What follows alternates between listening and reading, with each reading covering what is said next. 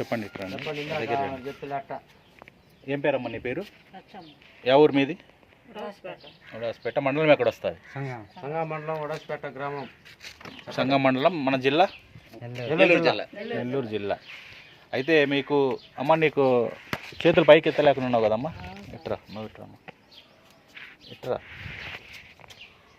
ఇప్పుడు చేతులు పైకి ఎత్తమ్మా లచ్చమ్మ. అప్పుడు ఎత్తలేకుండా ఉన్నావు కదా, ఇప్పుడు నువ్వు ఎవరు చేయి ముఖం చూసి చేతులు పైకి ఎత్తుతున్నావు బాగా? నా ముఖం చేయి చూసింటే బాగా ఎత్తుతున్నావు. ఇంకొకటి కాళ్ళు నొప్పులు కూడా ఉన్నాయి కదా, హాస్పిటల్ చూపిస్తున్న తగ్గలేదా నీకు? ఎన్ని హాస్పిటల్ తిరిగినామ్మా? ఊరి పేరు చెప్పు ఒకసారి. నెల్లూరు. అడిగిపోయిన తగ్గలేదా? నీకు బాగా చేసింది యేసుప్రభువే. యేసుప్రభు నమస్కారం చెప్పు, చేతులతో చెప్పండి అమ్మ. యేసుప్రభు చల్లగా ఉండండి బాగా. అమ్మ మీరు ఇట్లా అమ్మ, అన్న దగ్గరికి ఇట్లా అండి. నీ పేరు చెప్పమ్మా, లచ్చమ్మనే కదా నీ పేరు కూడా? ఏ ఊరమ్మా మీది? గుడాస్పేట. మండలం ఎక్కడ వస్తుంది? మన సంగం మండలం. జిల్లా ఎక్కడ వస్తుందమ్మా? నెల్లూరు జిల్లా. నీకు కూర్చోలేకుండా ఉంటాయి కదమ్మా ఇంతకుముందు? కూర్చోమ్మా ఇప్పుడు లచ్చమ్మ. చెట్టు చూడు పైకి లేమ్మా. నొప్పి లేదు కదా? బాగుంది.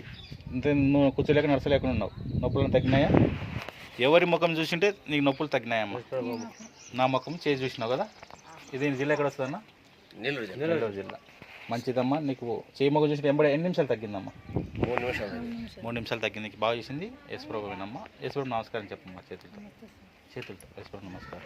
అయ్యా పెంచలయ్య గారు, మీ పేరు? పెంచలయ్య. ఊరు ఎక్కడండి? ఉడాస్పేట. మన మండలం సంగం మండలం, మన నెల్లూరు జిల్లా.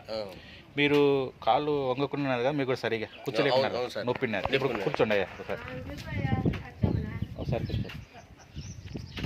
రైట్. బాగా నడుస్తున్నావు, బాగా నొప్పి లేదు కదా? మరి నీకు బాగా చేసింది యేసుప్రభు వారే. మరి యేసుప్రభు నమస్కారం చెప్పండి.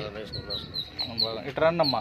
ఇద్దరు లక్షమ్మలు, ఇద్దరు పెంచలేయాలి. బాగుంది. చిన్న పెంచలైనా పెద్ద పెంచలే? పెద్ద పెంచలే.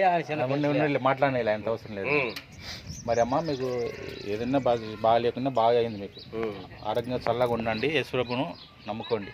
ఆయన కూడా దేవుడు మన కోసం ప్రాణం పెట్టినాడు. చల్లగా 100 ఏళ్ళు ఉన్నామా. యేసుప్రభు నమస్కారం ఒకసారి చెప్పండి అమ్మ. భగవంతుడు మేము 100 ఏళ్ళు దీవించును గాక.